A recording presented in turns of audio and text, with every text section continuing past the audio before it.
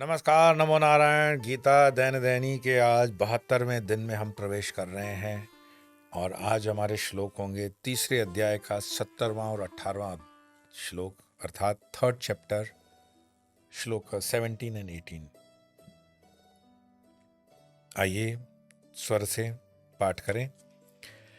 यस्त्वात्मरतिरेव स्यात् आत्मतृप्तश्च मानव आत्मन्येव च सन्तुष्ट तस्य कार्यं न विद्यते नैव तस्य कृतेनार्थो न कृतेनेह कश्चन न चास्य सर्वभूतेषु कश्चित् अर्थव्यपाश्रय। भगवान श्री कृष्ण के इन श्लोकों का अर्थ है, भगवान कहते हैं, परंतु जो मानव आत्मा में ही रमण करने वाला और आत्मा में ही तृप्त तथा आत्मा में ही संतुष्ट हो, उसके लिए कोई कर्तव्य नहीं है।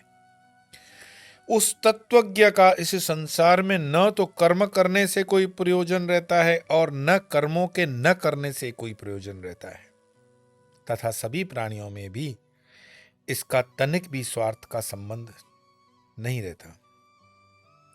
अब यह स्थिति इस श्लोक में बिल्कुल अलग है कि पहले तो वो कहते हैं कि कर्म करना होगा और पूरे यज्ञ की वो साइकिल भी बताई। कल तक हम समझ रहे थे कि यज्ञ की जो साइकिल है वो यज्ञ करना पड़ता है, हम इंटरडिपेंडेंट है, इंटरकनेक्टेड है। तो फिर ये अचानक से इस श्लोक 70वें और 18वें के अंदर कि जो मानव आत्मा में रमण करने वाला और आत्मा में ही तृप्त तथा आत्मा में ही संतुष्ट हो, उसके लिए कोई कर्तव्य नहीं है। तो ये आत्मा में रमण करने वाला कौन? तो ये आत्मा में रमण करने वाला होता है आत्माराम। आपने कभी ध्यान दिया होगा, लाखों संतों, साधु संतों और अक्सर कुंभ में या कभी कभी चलते फिरते ऐसी स्थिति वाले हमें संत महात्मा दिखाई देते हैं।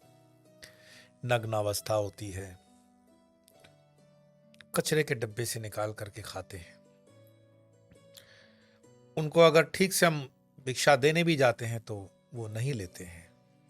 मेडिकल की भाषा में तो पागल ही कहा जाता है, लेकिन ये एक परमहंस अवस्था भी है। अगर मैं आपको कहूं कि हम जो जीवन जीते हैं और उसमें जल लेते हैं, भोजन लेते हैं, कपड़े पहनते हैं, पर इन तीनों परिस्थितियों को छोड़ करके भी महात्मा कुछ होते हैं जो रह सकते हैं, तो आप कहोगे ये फिर कौन महात्मा? पिछले ही दिनों मैं दादा गुरुजी के संपर्क में था, जो नर्मदा परिक्रमा में सतत परिक्रमा करते रहते हैं और वो कहते हैं कि जो परिक्रमा मैं कर रहा हूं वही मेरी तपस्या है, मैं परिक्रमा ही करता रहूंगा। कभी उन्होंने कोई मठ नहीं बनाया, मंदिर नहीं बनाया, कोई आश्रम नहीं बनाया, एकमात्र शरीर पे लंगोट धारण करते हैं। पहले तो थोड़ा बहुत नर्मदा जी का जल ग्रहण करते थे, मेरे साथ रहा उस कार्यक्रम में, उन्होंने जल भी ग्रहण अभी करना बंद कर दिया है। अब वो बिल्कुल पवन पे है। और एक जगह उन्होंने इसका जोक करके भी सुनाया कि जब वो भरूच के उन गांव में पहुंचे तो गांव वालों ने कहा कि आप इतने तेज कैसे चलते हो? तो उन्होंने कहा कि पहले तो जल लेता था तो फिर भी वजन होता था, अभी मैं पवन लेता हूं तो पवन की गति से चलूंगा। और ये मैं प्रत्यक्ष प्रमाण हूं उस चीज का ऑन कैमरा कि उनकी जो बोलने की छटा, उनकी बोलने की जो ऊर्जा और उनके बोलने की जो वो शब्द और वो जो मानवता के प्रति उनके मन में वेदनाएं हैं, माँ नर्मदा जी के आसपास जो हो रहा है उससे वो भरे द्रवित है, पोल्यूशन को लेकर के, और जन चेतना जगाने के लिए वो ये सब कर रहे हैं। उनको करने की आवश्यकता क्या है? तो आत्माराम जो मैं आपको व्याख्या दे रहा हूं, आत्माराम कौन? अगर आपके लिए कहीं संभव है, वो तो नित्य परिक्रमा में ही रहते हैं, तो ऐसे साधु का 1 दिन 2 दिन का संग करें और देखें उनके जीवन को, तो आपको आत्माराम क्या है वो आपको पता चल जाएगा। कोई लेना देना नहीं। आप उनको क्या दोगे जब उनकी कोई जरूरत ही नहीं है? तो और वो इस श्लोक के अनुसार कि परंतु जो मानव आत्मा में रमण करने वाला है, आत्मा में तृप्त है और आत्मा में संतुष्ट हो, उसके लिए कोई कर्तव्य नहीं है। कर्तव्य मतलब करने योग्य कर्म, उनके लिए कोई कर्तव्य नहीं है।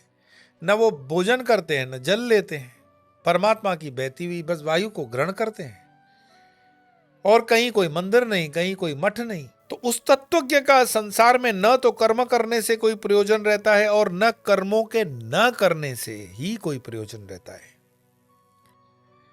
तो कर्म करें, ऐसा नहीं है कि वो कर्म करेंगे कि चेतना फैलाएंगे तो चेतना से काम होगा, और ऐसा भी नहीं है कि वो चेतना फैला रहे हैं तो वो कर्म के उस भोग में आ रहे हैं। तो निष्प्रह होकर के एकदम कर्म उनको छूता नहीं है। वो कर्म जो है वो मानवता के स्केल पे, बहुत बड़े स्केल पे चला गया।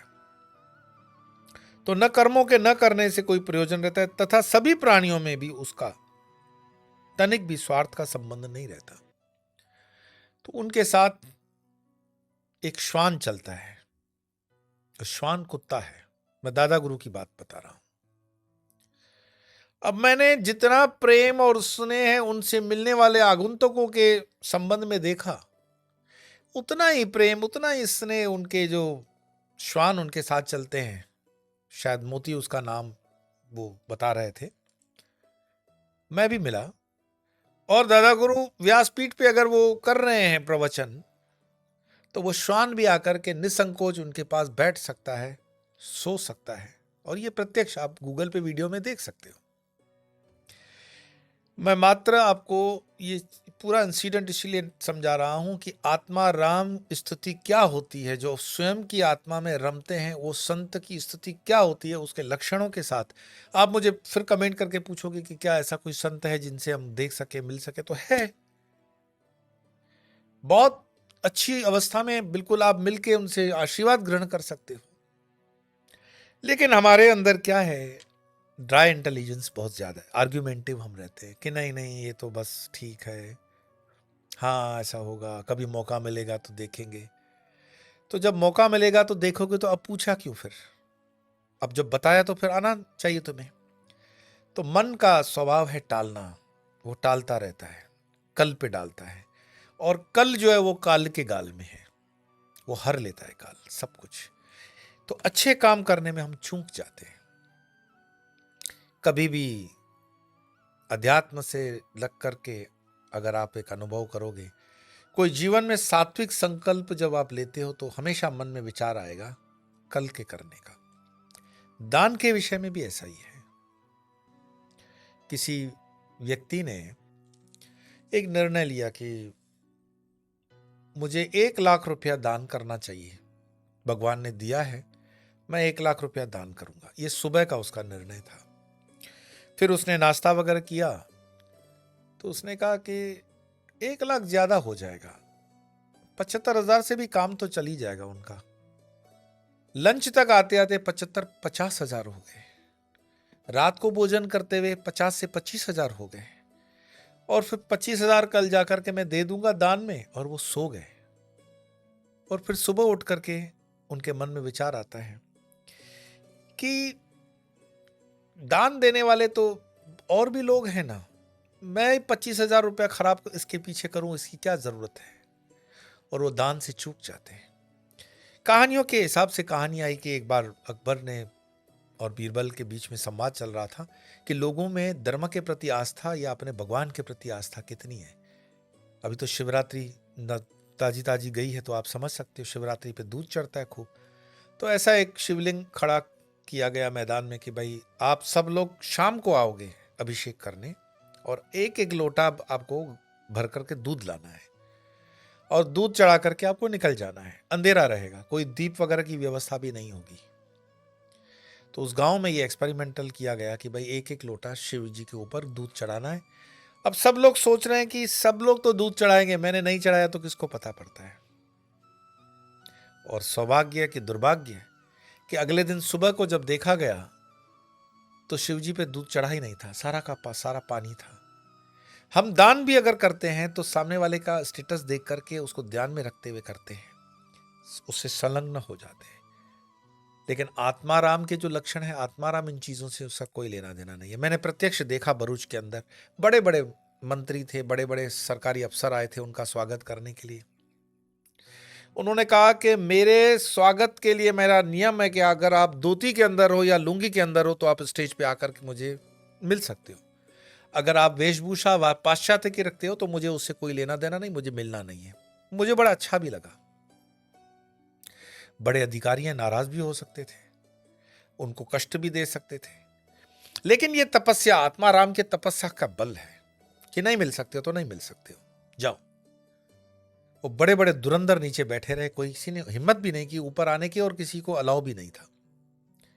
ये आत्माराम जो होते हैं ना, वही ये निर्णय कर सकते हैं। तो उसी आत्माराम के लक्षण को हम पढ़ रहे हैं कि मानव, परंतु जो मानव आत्मा में रमण करने वाला है और आत्मा में तृप्त है तथा आत्मा में संतुष्ट, उसके लिए कोई कर्तव्य नहीं है, कोई कर्तव्य नहीं है, कोई भय नहीं है, कोई भय नहीं है, कोई स्वार्थ नहीं है, डरेगा भी नहीं।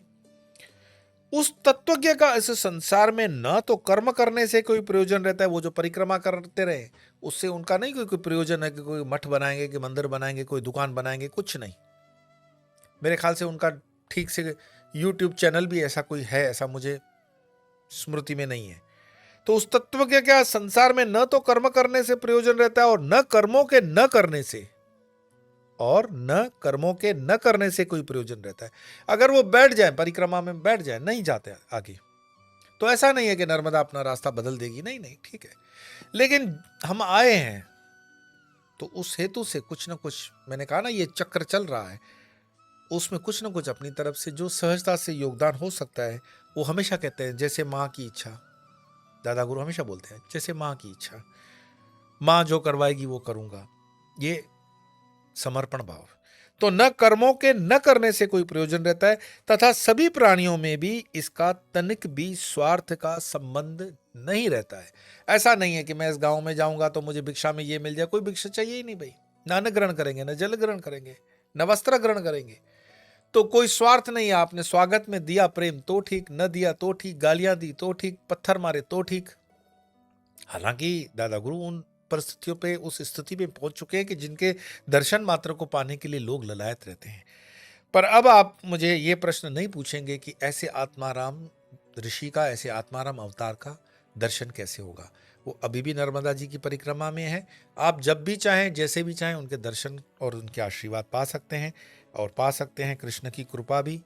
श्लोक का पठन करके आइए, श्लोक का पाठ करते हैं। यस्त्वात्मरति देवस्य आत्मतृप्तश्च मानव आत्मन्येव च संतुष्ट तस्य कार्यं न विद्यते नैव तस्य कृतेनार्थो न कृतेनेह कश्चन न चास्य सर्वभूतेषु कश्चिद् अर्थव्यपाश्रयः। आज इतना ही, फिर कल मिलेंगे, तब तक के लिए नमो नारायण।